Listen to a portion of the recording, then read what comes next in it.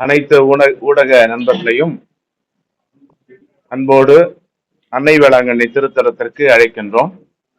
இந்த ஆண்டு 11 நாட்கள் அன்னை வேளாங்கண்ணி திருவிழா நடைபெறுகிறது. ஆகஸ்ட் மாதம் 29ஆம் தேதி முதல் செப்டம்பர் மாதம் 8ஆம் தேதி வரையிலும் இது நடைபெறுகிறது. ஆகஸ்ட் மாதம் 29ஆம் தேதி 4:30 மணிக்கு கொடி பவனியானது தொடங்கும். பிறகு 5:45 மணிக்கு சென்னை மயிலை உயர் மறை மாவட்ட பேராயர் மேதகு டாக்டர் ஜார்ஜ் அந்தோனிசாமி அவர்களால் கொடியேற்றப்படும். அதற்கு பிறகு திருப்பலி நடைபெறும். குறிப்பாக இந்த கொடியேற்றுகின்ற நிகழ்விலே லட்சக்கணக்கான மக்கள் பக்தர்கள் வந்து கூடுவதை கடந்த ஆண்டுகளிலே நாம் பார்த்திருக்கிறோம். இந்த ஆண்டும் அவ்வாறு லட்சக்கணக்கில் பக்தர்கள் வருவார்கள் என்கின்ற ஒரு எதிர்பார்ப்பு நமக்கு உண்டு.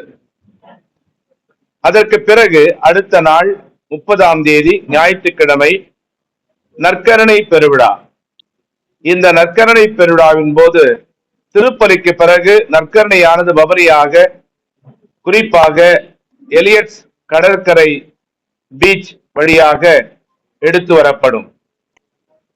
பிறகு 7ஆம் தேதி அன்னை மரியாவினுடைய திருத்தேர் திருவிழா. அன்றைக்கு மாலையிலே 5:30 மணிக்கு தேர் பவனியானது தொடங்கும். பிறகு ஆடம்பர கூட்டு திருப்பலி சென்னை மயிலை பேராயர் அவர்களால் நிறைவேற்றப்படும். பிறகு 8ஆம் தேதி அன்னையினுடைய பிறப்பு பெருவிழா. காலை 2 மணி முதலே திருப்பலிகள் தொடர்ந்து நடைபெறும். பிறகு அன்று மாலை 5:30 மணிக்கு ஜபமாலை மற்றும் கொடி இறக்குகிற அந்த திருப்பலியானது நடைபெறும். இதோடு இந்த விழாக்கள் எல்லாம் முடிவடையும். இந்த ஆண்டு ஒவ்வொரு ஆண்டும் ஏதாவது ஒரு மைய கருத்தை வைத்துதான் விழாக்களை எடுக்கின்றோம். இந்த ஆண்டு அமைதி என்கின்ற மைய கருத்தை வைத்து இந்த 11 நாட்களும் விழாக்கள் கொண்டாடப்படுகின்றன. அதற்கேற்றார் போலவே அந்த தலைப்புகளிலே அமைதி அல்லது சமாதானம் என்கின்ற தலைப்பிலே வருகின்றவர்கள் அதை பற்றி பேசுவார்கள், மறையுரை ஆற்றுவார்கள். ஏன் இந்த ஆண்டு இந்த அமைதி என்கின்ற மைய கருத்து தேர்ந்தெடுக்கப்பட்டது என்றால், உங்களுக்கு தெரியும், கத்தோலிக்க திருச்சபையிலே புனிதர்கள் என்று ஒரு சிலர் இருக்கிறார்கள். அவர்களில் ஒருவர் தான் புனித பிரான்சிஸ் அசிசியார். இத்தாலிய நாட்டிலே பிறந்தவர், 13ஆவது நூற்றாண்டிலே வாழ்ந்தவர். அவர் 1726ஆம் ஆண்டு இறந்தார். அவர் இறந்ததனுடைய 800வது ஆண்டை நினைவு கூறுகின்ற வகையிலே அகில உலக திருச்சபை, எங்களுடைய திருத்தந்தை அவர்கள் இந்த ஆண்டை யூபிலி ஆண்டாக அறிவித்திருக்கிறார். இறைவா, என்னை அமைதியின் கருவியாக்கும் என்கின்ற ஜபத்தை இயற்றியவர் இவர்தான்.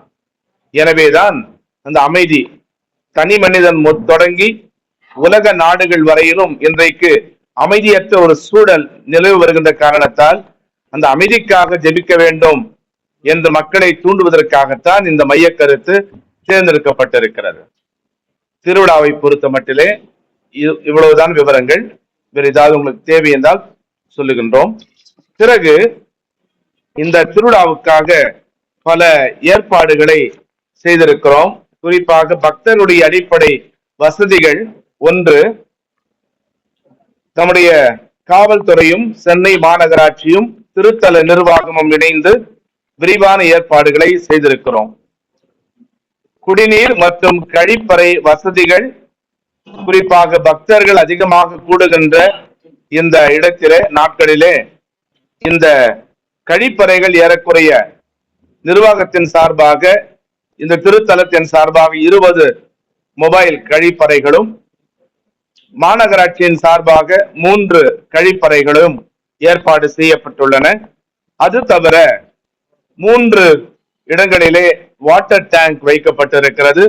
சிறிய சிறிய தண்ணீர் குடிக்கிற அந்த இடம் கூட, அந்த பாத்திரங்கள் கூட அங்கு வைக்கப்பட்டிருக்கின்றன.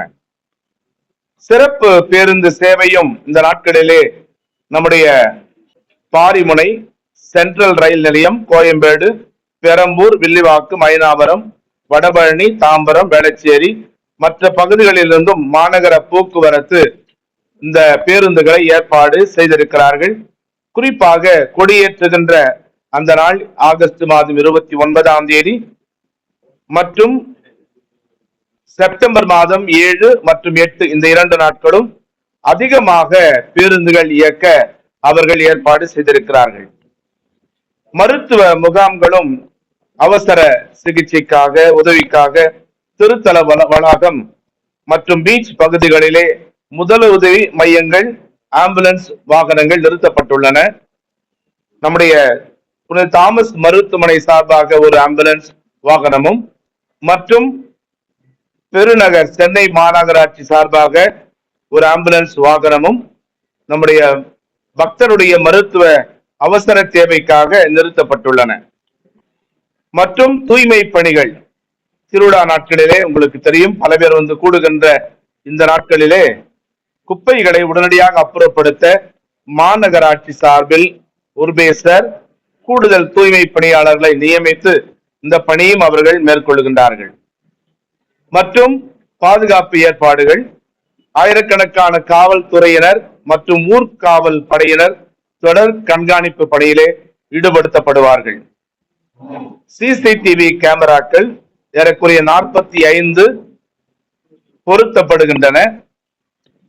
ஆலயத்தை சுற்றியும் மற்றும் கடற்கரை சாலைகளிலும் இந்த கண்காணிப்பு கேமராக்கள் மற்றும் கண்காணிப்பு கோபுரங்கள் அமைக்கப்பட்டு தற்காலிக கட்டுப்பாட்டு அறை மூலம் கண்காணிக்கப்படுகிறது.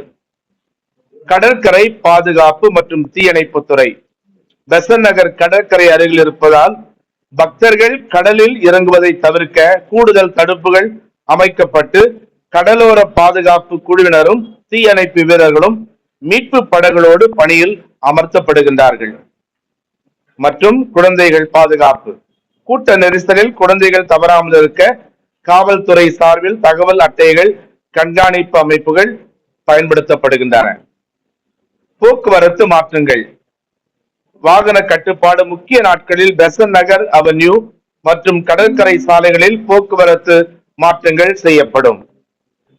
அதுபோலவே வாகனங்களை நிறுத்துவதற்காகவே கடந்த ஆண்டுகளைப் போலவே தனியாக தற்காலிக வாகன நிறுத்தும் இடங்கள் ஒதுக்கப்பட்டிருக்கின்றன. காவல்துறையினர் அந்த பணியை செய்கின்றார்கள். ஆக இத்தனை ஏற்பாடுகளையும் இந்த ஆண்டு திருவிழாவுக்கு செய்திருக்கிறோம். இன்னும் ஏதாவது தேவைப்பட்டால் நமக்கு காவல்துறையினரோ மற்றவர்களோ தெரிவித்தால் தேவையான வசதிகளையும் பாதுகாப்பையும் நாம் பக்தர்களுக்கு செய்து தருவோம். இந்த திருவிழா நல்ல முறையில் நடைபெற உங்களுடைய பேராதரவு மிக மிக அவசியம். காரணம், நீங்கள் தான் செய்திகளை, உண்மைகளை மற்றவர்களுக்கு அறிவிக்கின்றீர்கள். உங்கள் வழியாகத்தான் மக்கள் இந்த திருத்தலத்திற்கு வருகை தருகின்றார்கள். எனவே இந்த பணியை செய்வதற்கு முன் வந்த உங்கள் அனைவருக்கும் அந்த திருத்தலத்தின் சார்பாக மனமார்ந்த நன்றியை தெரிவித்துக் கொள்கின்றோம். இந்த திருவிழா சிறப்பாக நடைபெற எங்களோடு சேர்ந்து ஒத்துழைக்கவும் உங்களை அன்போடு கேட்டுக்கொள்கின்றோம். நன்றி. ஏறக்குறைய 3 LED திரைகள் அமைக்கப்படுகின்றன. நம்ம இந்த பீச் வழியா ஒன்று வரும், அதுபோல இந்த சந்தோஷ் ஷாப்பிலிருந்து வழியாக ஒன்று வரும். அதற்கு மேல் அமைப்பதற்கு முடியாதுன்னு நினைக்கிறேன், கூட்ட அதிகமாக இருக்கின்ற காரணத்தால். கொடியேற்று நிகழ்வுல எதுலையுமே அரசு தரப்பில் யாரும் பங்கேற்கவில்லை. ஏன்னா இது முழுக்க இது வந்து ஒரு மத சம்பந்தப்பட்ட ஒன்றுன்றதுனால அந்த மாதிரி யாரையும் அழைக்கலன்னா நிறைய புரோட்டோகால்ஸ் எல்லாம் இருக்கும். நமக்கு சரியான நேரத்துல இந்த திருப்பலிகள் எல்லாம் நிறைவேற்ற முடியாது. யாரும் அணுகல, நாம யாரையும் அழைக்கவில்லை. முன்னைய ஆண்டுகளை விட இது அதிகம்தான். முன்ன ஒரு 20 தான் போடுவோம். இப்ப காவல்துறையினரே கேட்டுக்கொண்டதால் தான் அதிகமான கேமராக்கள் நம்ம போட்டிருக்கிறோம். வழிமுறை சொல்ல அவங்க பார்த்துக்குவாங்கன்னு சொல்ல. இது வந்து முற்றிலுமாக அந்த 29ஆம் தேதி கொடியேற்ற நிகழ்வு நம்ம யாருடைய கையிலும் இல்லை. இப்போ காவல்துறையினர் தான் நமக்கு தகுந்த பாதுகாப்போ ஏற்பாடு செய்யணும். அவங்க செய்து வருகிறார்கள். நான் நேரடியாகவே கமிஷனரை போய் சந்தித்து அவர் அழைப்பதற்கு கொடுத்தேன். அவர் சொன்னா நான் எல்லாத்தையும் பாத்துக்கிறோம் என்று உறுதி. கேட்கலீங்க, ஒலி கேட்கல, அதுக்கு ஏற்பாடு செய்யல, அது ஒன்றும் பிரச்சனை இல்லை. தொடர்ந்து தொடர்ந்து நானோ அல்லது அதுக்கு அறிவிப்பாளர்கள் இருக்காங்க, தொடர்ந்து சொல்லிக்கிட்டு தான் இருக்கிறோம். இது அவர்களே நினைக்கணும், அவங்க நம்ம மட்டும் இல்ல, இன்னும் நிறைய பேர் பார்க்கணும்னு ஆசைப்படுறாங்கன்னு சொல்லிட்டு கொஞ்சம் ஒத்துழைப்பு கொடுத்தா நல்லா இருக்கும். பொதுமக்களே கூட அதெல்லாம் சொல்லிக்கிட்டே இருப்போம். நான் அது கூட போட்டிருக்கேன், குழந்தைகளையும் அது நான் என்னுடைய திருப்பலி அறிவிப்பிலும் போட்டிருக்கேன். குழந்தைகளையும் உங்கள் உடைமைகளையும் பத்திரமாக பார்த்துக் கொள்ளவும். இந்த மருத்துவ முதலுதவி மையங்கள் அவர்களிடம் இந்த பொருட்களை வாங்கி கொடுக்கலாம். நல்லது, சந்தோஷம், வெரி குட். நீங்கள் அனைவரும் நம்முடைய திருத்தல விழாவுக்கு உள்ளே வருவதற்கான ஒரு அனுமதி பாஸ் இது. எனவே இதை உங்களுக்கு வெளியிடுவதில் நான் மகிழ்ச்சி அடைகின்றேன். இது உங்கள் எல்லாருக்கும் கொடுக்கப்படும். அப்பொழுதுதான் காவல்துறையினரும் உங்களை உள்ளே அனுமதிப்பார்கள். அவர்களுக்கும் அறிவுறுத்தப்பட்டிருக்கிறது, இந்த பாஸ் வைத்திருப்பவர்களை மட்டும் உள்ளே செய்தியாளர்களாகி உங்களை அனுப்புமாறு, ஊடக நண்பர்களை அனுப்புமாறு அறிவுறுத்தப்பட்டிருக்கிறது. அவ்வாறே செய்வார்கள்.